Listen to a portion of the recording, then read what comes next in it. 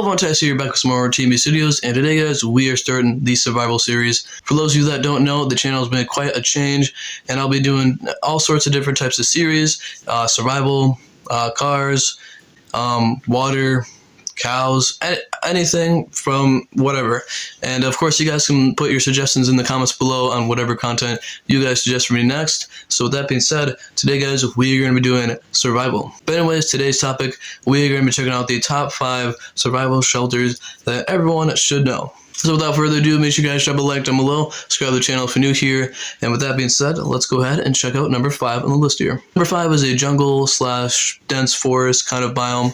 Anyways, this is going to be the swamp bed. It is a rather self-explanatory build. It is a bit complicated when it gets to tying everything up. However, it looks rather simple from what the image seems here. Of course, you're going to need a supply of rather strong sticks and rather flexible ones as well, but you can find those pretty quick in the jungle, especially in dense forests as well. Roots, if they're straight enough, and just new sticks, not old ones.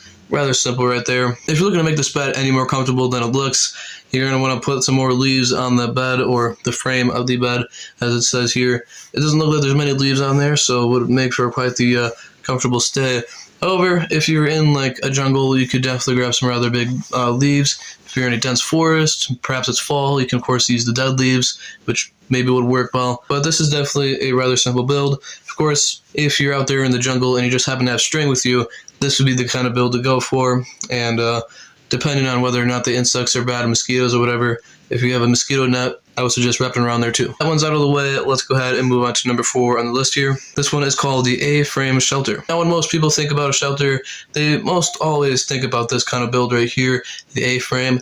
It is rather simple, not really complex. You're simply just taking a few sticks and leaning up against each other. Of course, in the center, you have a stick going all the way down, and then of course 2 other sticks on each side holding it up, and then you go on and place more sticks on the side. The more sticks on the side, the better. It'll be easy to keep the wind out, and if it's raining, perhaps it'll be a bit easier to keep the rain out. However, it's not going to keep all of it out. Now, if you're in a pine area, you could definitely grab some pine branches if you have a saw with you, cut them off and drape them over there. It is definitely a good idea. Keeps more heat in there and also keeps more rainwater and wind out as well. As you may notice, there's a pile of sticks on the side here, and that is for keeping the wind from going underneath the A-frame tent, and then same on the other side too. This is definitely one of my favorite survival builds and probably the one I suggest the most, but anyways, let's go ahead and move on to number 3 here. Number 3 here is going to be the tree root shelter. Now this one is exactly what it says. It is a tree root from a tree that has fallen, but the roots kind of make like a nice dome and make somewhat a nice shelter as well. It is pretty rare to find. Maybe if you look or search long enough, you can find this in your backyard if you live in the countryside. But it's honestly quite rare to find them in this kind of condition. But anyways, if you were to find this, you could definitely go ahead and make yourself a nice shelter. You definitely have a lot of dirt around you, which keeps a lot of heat in if you start a fire. That, and if there's any exposed areas, you can definitely cover them up with a bit of grass and other things such as that. But it's basically, when you find one of these, you can assume that half your shelter is built.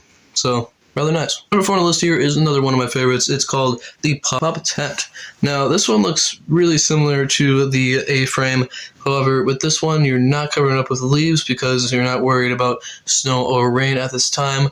So basically this one just makes it a bit more easier and less complex. The thing about these sticks and putting them up there, you may think it's useless if you're not going to cover it up with leaves, but it's kind of just there for like a one-night stay, nothing too complex. So yeah, and if when it's night, doesn't get below freezing, this would definitely be something you would want, especially if it's warm.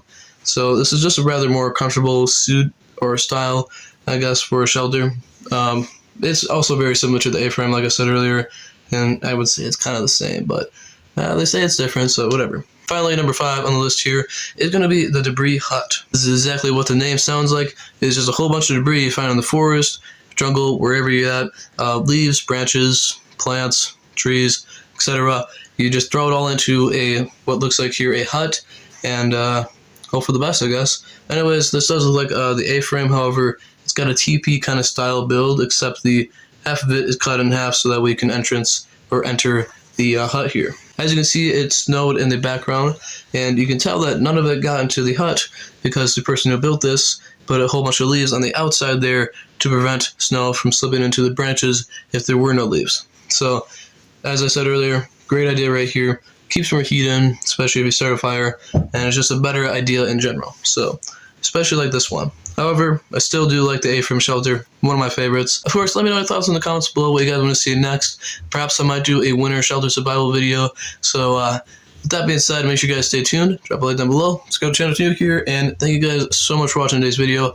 And I will see you all next time. Peace out.